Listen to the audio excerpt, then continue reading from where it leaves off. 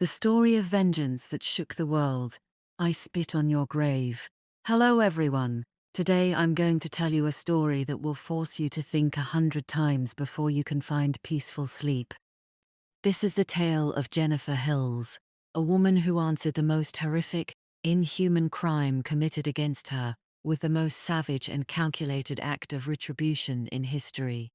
Part 1: The Illusion of Peace. Jennifer, a gifted novelist, sought sanctuary away from the hustle of New York City to find inspiration for her next great work. She chose a silent, almost magical spot in the mountains, a charming wooden cabin with windows overlooking a tranquil river. Her dream was to let her imagination soar in this solitude. But friends, Jennifer didn't know that the peace she sought was merely the calm before a devastating storm. It all began with a minor incident.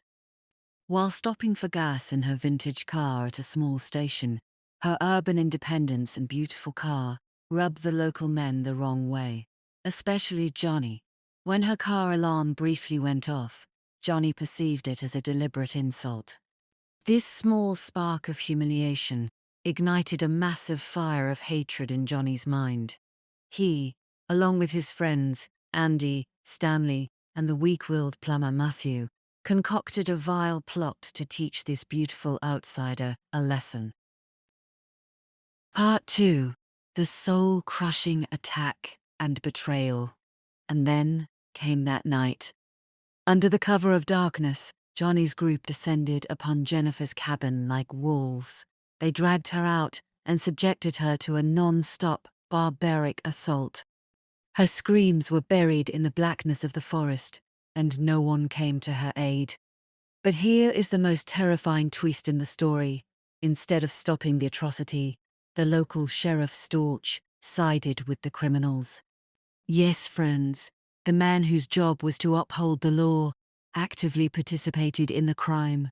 Jennifer's hope, her faith in the justice system, was utterly shattered. Covered in blood and severely injured, Jennifer somehow managed to slip away from the fiends and plunged into the nearby river to save her life. Johnny and his men assumed she had drowned. They searched the riverbanks for weeks, but their search was in vain. Part 3: The Goddess of Vengeance Rises. Jennifer Hills was not dead. Returning from the brink of death, she took refuge in an old, abandoned hunting shack by the river. There, in the darkness and agony, she healed her physical and mental wounds. Her soul was not broken. It had been forged into cold steel. She harbored no fear and no mercy. She was now only one thing: a calm, precise force of retribution. Her new law, her new principle, was absolute: eye for an eye, a tooth for a tooth. Jennifer began her hunt. She shed her former identity and innocence, using her sharp intellect to lure and trap the men. Her revenge was methodical, chilling, and brutal. She drowned Andy in a tub filled with scalding lye, making him suffer an excruciating end. She trapped Stanley and delivered him to a horrific death at the hands of crows and wild animals. And Johnny, the mastermind who started it all, was granted the most painful and slow death. Finally, she tracked down the corrupt Sheriff Storch and executed him in the name of justice with his own gun. Part 4: The Final Act.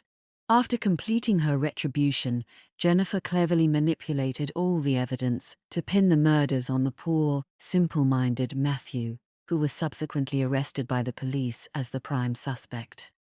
Jennifer's tally was complete. Quietly, with a serene, final smile of victory on her face, she left the forest forever, a place where she had transformed her greatest fear into her greatest power. She left behind a story that proves justice sometimes has to walk the darkest paths. So, what do you think, folks? Was Jennifer's revenge justified? Be sure to share your opinion in the comments below, and don't forget to subscribe to our channel for more terrifying, spine-chilling stories like this. See you in the next story.